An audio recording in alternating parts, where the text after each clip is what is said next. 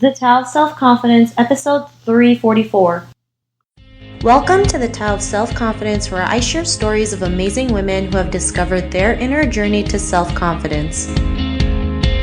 Visit our website at thetaoofselfconfidence.com. Your inner journey to self-confidence awaits. Well, hello friend. Welcome to the Tao of Self-Confidence, where I share stories of amazing women who have discovered their inner journey to self-confidence.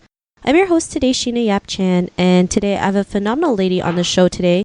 She is the founder and CEO of InnovatorsBox, and I'm just really excited to have her on today to share her story. So without further ado, I'm going to introduce you to Monica Kang. Monica, how are you today? Maybe you can fill in a little bit more about yourself to the listeners. Sure. It's great to be here. Thanks again for inviting me. Excited to share my work and my story. It's like you have mentioned, I'm the founder and CEO of InnovatorsBox, where we empower leaders from all different fields how they can make creativity a practical toolkit and empower them to their next level of where they want to be. And so, yeah. That I guess, and then also I'm pretty active in the community side. So I also wear other community hats such as Startup Weekend, DMV Startup, and Starting Block, and all these other leadership groups in the DC as well as the greater entrepreneurship community. Awesome. Well, thanks for sharing that. And what's your cultural background? I'm Korean American. Thanks for sharing that. And Monica, what would be your favorite self-confidence quote? My favorite self-confidence quote actually is a quote by Jim Rohn. He says, "You're the average of the 5 people you spend most time with." And for me, that actually connects back very strongly to self-confidence, because I think we often feel that self-confidence is done alone, but I think it makes a difference when you do surround yourself with the people who believe in you, who help challenge you, as well as help you find a new version of who you can potentially even be. And so I say that for me, when it comes to self-confidence, actually that quote is something that I think a lot about as well, of helping you be a better version of who you can be by surrounding yourself with others, but also you being that person for other people. Thanks for sharing that. And, I totally believe who you surround yourselves with is totally, makes a big difference in your self-growth and self-confidence. Because when you surround yourselves with negative people, toxic people, you're attracting the wrong things into your life. So it's really important who you spend time with and who you surround yourselves with. So thanks for sharing that quote. And in your own words, how would you define self-confidence? I think self-confidence is when you feel 100% who you want to be without worrying about any labels or attachments. And that might be labels that society put, labels that you feel that maybe your loved ones might put, and really being excited about who that full version of who you are. I think that's when confidence is at its best. I like that definition that you mentioned, because, there's so many of us who try to please, our families, society, and we don't feel, 100% ourselves, because we're still trying to put on this mask or this facade that we have to be like the good wife, the good daughter, good sister, the whole shebang. And when we can let go of those things and realize we can't please every single person, that's when we can just let ourselves be free to be who we are and live the life that we want. So great definition. And what was your life like before your discovery of self-confidence?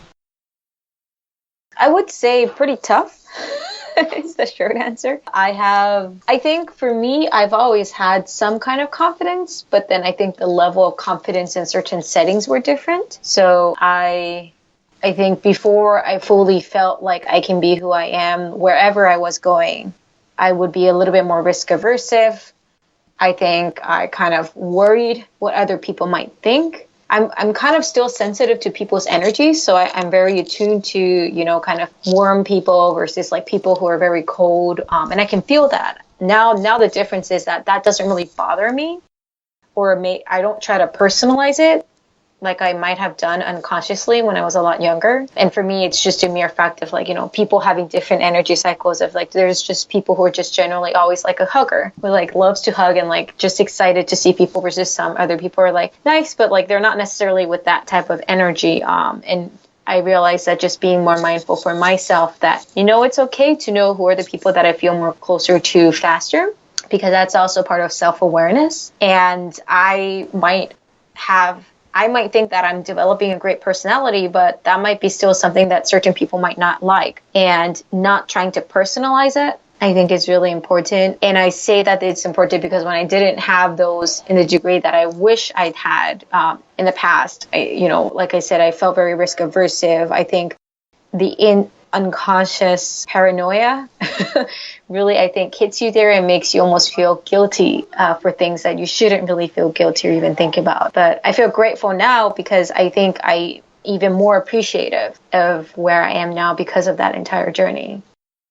Thanks for sharing that. And Monica, what was like the point in your life when you realized like you didn't always have to worry too much of what other people thought, and you can go out there and do the things that you want? What was that aha moment in your life? I'm not really sure if there was one big aha. I think there were a lot of incremental moments, but I think the number one moment, one of the moments that I would say was realizing that, I've read the statement that just because, let's say, someone is upset and says something to you, it's not because of you. It might be something that they're going through. And I think there was a certain time during one of the work, when I was working, that someone was really mean to me of something, I think in the way they were ordering something or something in the way that they were addressing.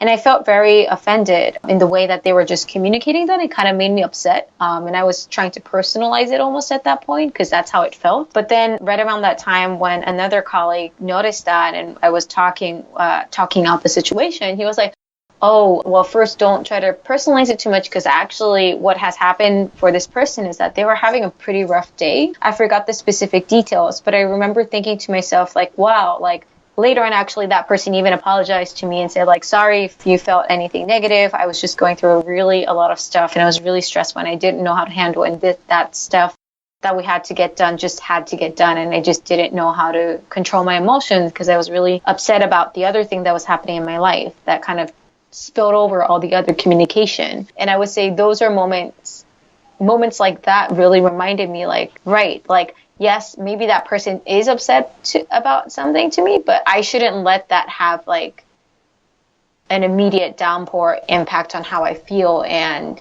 because I care very much about people in general, I have to be reminded that when those moments happen to not take it too personally. If there's a way maybe I can be of help, you might actually be the right person to be of help as well, and you'll be surprised where you'll get. And so that's I think how I feel about it. It's not like there was one singular aha. I think there were incremental small moments like that gradually pushed me and nudged me and reminded me that, right, like it's not just one-sided and there's a way to shift the way you think about it. Thanks for sharing that. And, that's a great realization because, sometimes we just take things too personally, not realize it's not even targeted towards us. Mm-hmm. And when we can practice to let go of that, that's when we can start building more confidence and kind of learn to let go and keep moving instead of dwelling on it and overthinking about the situation. And, because of that realization, what's your life been like now? Happy. One thing, it's been really great to do my business full time and really do everything and anything I can to really empower more people to help them gain new confidence, both in creativity, but in their personal journey. It's tough to kind of go through this path of, whole unknown, but it's really exciting, I think, to also realize that you are also both the person who's responsible for the things that don't work, but as well as the things that really work well. And you are making a difference every day in everything you do. And I think that itself is really, really exciting. Thanks for sharing that. And, to the woman who's listening to your episode, she may be in a similar journey to self-confidence. What would be that one tip you would give to her? I would encourage, one, go with your own pace.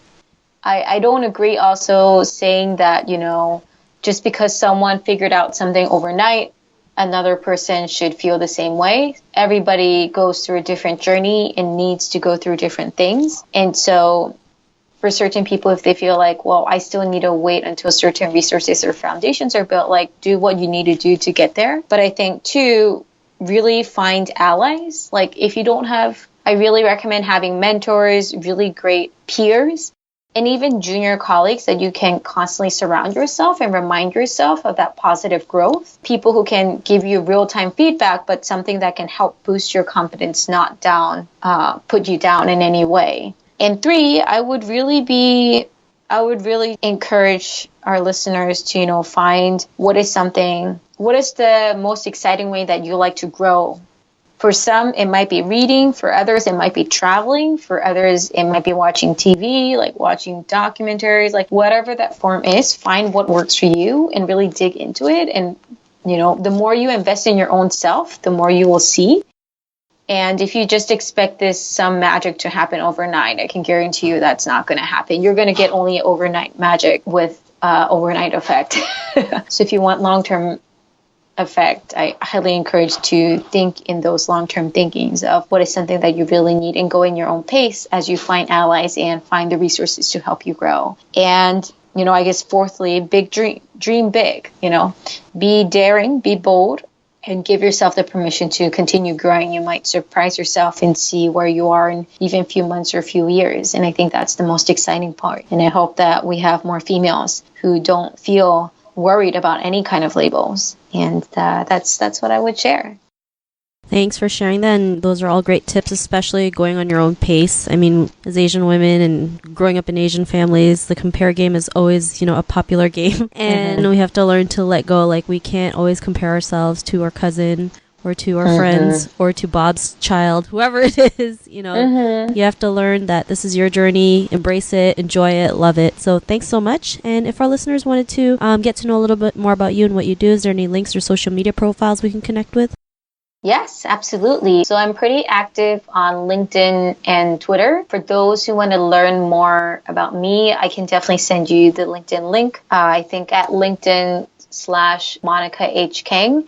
Same for Twitter. It's twitter.com/Monica H. Kang. And for my company, where I am also pretty active about sharing the work we do, as well as for those who's interested in creative confidence, it's InnovatorsBox. So InnovatorsBox, all in one word, both on LinkedIn, or actually LinkedIn, Facebook, Twitter, Instagram, any of those social medias. And so you can choose whichever platform that works best for you, but that will be another great way to stay engaged. Thanks for sharing that. And to our listeners, if you want to connect with Monica, you can also head on over to the taoofselfconfidence.com and search for Monica's name. Her show notes will pop up along with everything else we talked about. And I just want to thank Monica for taking the time to share her story and tips with us on self-confidence. So thank you so much. Thank you. It's a pleasure to be here. Look forward to hearing other stories as well. Thank you for doing this. Not a problem. It was an honor having you on the show. And to our listeners, be on the lookout for another new episode of another amazing woman's journey to self-confidence. And we'll talk to you soon. Bye for now. Thank you for tuning in to another amazing episode of the Tao of Self-Confidence. Sign up for our free membership site to get more amazing resources for self-confidence by visiting our website at thetaoofselfconfidence.com. Your inner journey to self-confidence awaits.